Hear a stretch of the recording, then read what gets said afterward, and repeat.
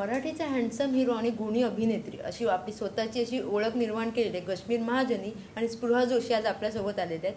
तुमच्या दोघांचंही लोकसत्ता ऑफिसमध्ये स्वागत आहे. थँक्यू. तुमचा मला काहीच प्रॉब्लेम नाही हा सिनेमा येतोय. तुमच्या भूमिकेबद्दल सांगा सर.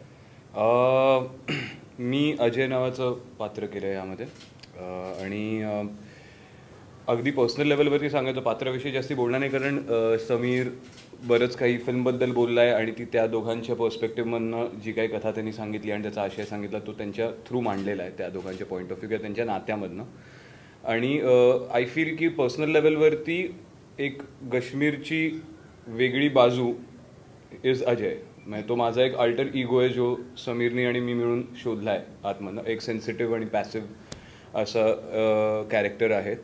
आणि आय फील की आजच्या बऱ्याचशा तरुण पिढीच्या मुलांना जे IT सेक्टरमध्ये काम करतात किंवा कुठल्याही सेक्टरमध्ये बँकिंग सेक्टरमध्ये काम करतात किंवा डे टू डे त्यांचं कुठलंही प्रोफेशन असो पण जो माणूस सकाळी 7 वाजता घरातनं बाहेर पडतो 2 तास मुंबईचा पुण्याचा कुठलाही ट्रॅफिक सहन करून ऑफिसवरती पोहोचतो त्यानंतर 8 ते 10 तास प्रमोशन्स मिळवण्याच्या हेतूनी का होईना तो 8 ते 10 तास काम करतो त्यानंतर परत 2 तास ट्रॅफिक झगडत तो रात्री जेव्हा घरी पोहोचतो 14-15 तासानंतर. आणि ह्यामध्ये तुमची जी काही लोन्स घेतलेली असतात आज सगळं हप्त्यांवरती आपलं चालू आहे. आपला फ्लॅट असो आपल्या गाड्या असो सगळं काही मुलाची जी काही फी आहे शाळेची त्या फीससुद्धा आजकाल 4 लाख आणि 5 लाखाच्या घरामध्ये वर्षाच्या. सो हे सगळे बर्डन्सचं बॅगेज कॅरी करून त्याचं डे टू डे लाईफ जगतो. तो का म्हणतो मला काहीच प्रॉब्लेम नाही. सो कदाचित हे सगळे बर्डन्स त्याला कारणीभूत आहेत की नाहीत. आणि दुसरी गोष्ट मला एक म्हणजे ह्यालाच जोडून मगाच्या एका प्रश्नाचं एका वेगळ्या रीतीने उत्तर द्यावंसं वाटेल की प्रत्येकजण ज्याला हा आपली गोष्ट आहे असं वाटेल तर त्यांनी मग हा का बघावा त्याऐवजी कॉमेडी किंवा हे वगैरे का नाही बघावं. तर मी पण हिला 10 वेळा दिवसातनं म्हणतो ती मला सांगते की अरे खूप रटाळ वाटतंय यार आपलं आयुष्य. हे प्रत्येकाचं आहे की किती रटाळ झालं आहे किती कंटाळा आला आहे तेच रोज आपण करतोय. सो बेसिकली तुम्ही ही जेव्हा कथा बघाल तेव्हा तुम्ही स्वतःला बघाल तिथे आणि तुम्हाला कळेल की नाही एवढं रटाळ झालं आहे आयुष्य. गंमत आहे आयुष्यामध्ये खूप. आपण काही गोष्टींकडे दुर्लक्ष करतोय आपण काही प्रॉब्लेम्सना ॲड्रेस करत नाही आहोत आपण आपल्या नात्यांना तेवढा वेळ देत नाही आहोत म्हणून ते रटाळ वाटायला लागलं आहे. आणि त्यामुळे आता त्या गोष्टींना ॲड्रेस करायची गरज आहे त्या नात्यांना तो वेळ देण्याची गरज आहे. त्यानंतर आपल्यालाच जाणीव होते की अरे नाही आहे एवढं रटाळ आयुष्य. खूप गमती जमती आहेत आपल्या आयुष्यामध्ये डे टू डे लाईफमध्ये रुटीनमध्येच. आणि त्या सगळ्या मला काहीच प्रॉब्लेम नाही बघताना त्या उलगडत जातात खूप गंमत जम्मत होत आणि कधीतरी टचकन डोळ्यात पाणी येत सुद्धा. So that is why I feel की अशा पद्धतीचं जी फिल्म असते पद्धतीची जी फिल्म असते की ती तुमचं आयुष्याचं रिफ्लेक्शन खूप पॉझिटिव्हली दाखवते. आणि तुमच्यामध्ये जी एक जनरल नेगेटिव्हिटी तयार झालेली असते जी एक 90% वेळ आपल्यामध्ये असते आपण खोटा एक मुखवटा चढवतो की आपण आता खुश होतो एनर्जेटिक होतो आनंदी होतो आणि नंतर एकदम एक मायुसी येते थोडेसे आपण ओढले जातो मागे. ते तुम्हाला कळेल की ते का होतं आहे आणि कुठल्या गोष्टींना ॲड्रेस करून त्याच्यावरती आपल्याला वर्क करायला सुरुवात केल्यावरती आपलं लाईफ जसं आहे तसंच अजून आनंदाने आणि खूप गंमत करत जगता येईल.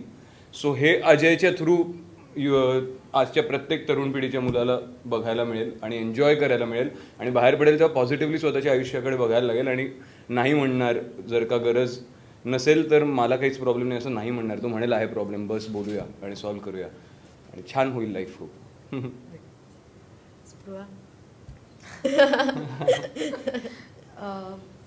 करेक्ट. तो जे म्हणाला त्याचं एक्झॅक्टली काउंटर असलेलं कॅरेक्टर मी करते. म्हणजे ती केतकी नावाची मुलगी आहे आणि परत खूप आजच्या पिढीची गोष्ट आहे. आजच्या जनरेशनचे सगळे प्रॉब्लेम्स आहेत आजच्या जनरेशनची म्हणणी आहेत त्यांचे त्रास आहेत त्यांचं आयुष्य दाखवलं आहे. सो तिची पण ती तारांबळ आहे कारण तिला एक छोटा मुलगा आहे त्यांना 4 वर्षाचा आणि ती स्वतः करिअरिस्टिक मुलगी आहे. त्यांचं लव्ह मॅरेज झालं आहे पण त्यांच्याकडे वेळच नाही आहे एकमेकांना द्यायला किंवा त्या छोट्या मुलाला द्यायला.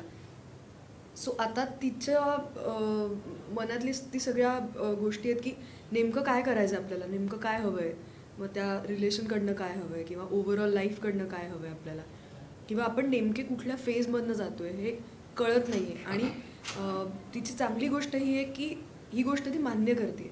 ती उगाचच तो प्रॉब्लेम पुढे ढकलत नाही आहे.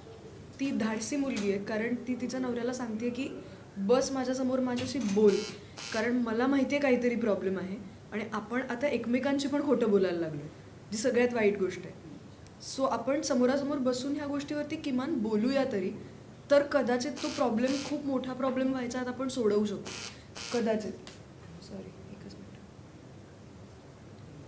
सो ह्या इशूला मुळात फेस करण्याचं धाडस तिच्यामध्ये आहे आणि त्या गोष्टीच्या निमित्ताने जो काही बरा वाईट निर्णय घ्यायचा आहे तो निर्णय घ्यायची पण तिची तयारी आहे. कारण तिचं एक फार छान वाक्य आहे जे आमच्या ट्रेलरमध्ये पण आहे. ती म्हणते की मला तुझं नाही माहिती पण मला विचारशील तसं ऑटो पायलटवर टाकल्यासारखं आयुष्य मी नाही जगू शकत. तुझं तू ठरव पण मला तरी ते जमणार नाही. सो हा कॉल घ्यायची धाडसी वृत्ती त्या मुलीमध्ये आहे, ती ट्रान्सपरन्सी आहे. बरं तसं असलं तरी ती काही उठून आता आपण हे नातं तोडून टाकूया असं म्हणणारी मुलगी आहे का, तर ते तसंही नाही आहे. कारण तिला हवं आहे ते नातं टिकायला आणि त्यासाठी जे कुठल्या गोष्टी करायला हव्यात, जे कुठली पावलं उचलायला हवेत ते उचलायची तिची तयारी आहे. सो ते कॅरेक्टर फार मस्त आहे करायला आणि मला खूप मज्जा आली ते करताना. मला खूप शेड्स मिळाल्या त्याच्यात.